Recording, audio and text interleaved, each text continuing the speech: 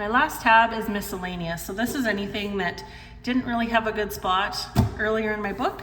The first one is how to avoid basement flooding. So it talks a little bit about, again, making sure that your grade, is sloped properly away from your house, making sure that your sump pump is working properly, and making sure that you're putting your downspouts down when it rains to get that water away from your basement. The next one talks about measuring humidity in your home. So when Kyle starts to go through his walkthrough portion here, he's going to talk a little bit about the HRV, what the HRV actually does, how to manage the humidity in your house by using the HRV, all those kinds of cool things. So we're going to talk about that in a few minutes. And then there's another document here, from Mike Holmes, that talks about how running your home at a really high humidity, although it might be more comfortable for you, is going to come at a higher cost to operating your home. So it's an interesting document to read. Okay, so I also have a document here on radon. So radon's kind of a scary word.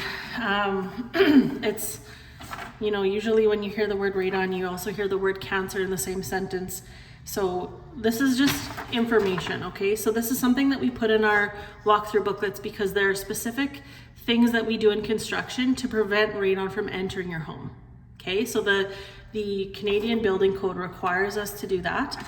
And we like to talk about why, because when we go to the basement and you see the word radon around the gas trap, or we say the word radon caulking, it sounds a little bit scary, but we are preventing it from entering your home. So it's actually a really good thing. So this is what the radon paper looks like. On the back, it shows you a little map of Saskatchewan. As you can see, where we build, radon really isn't an issue.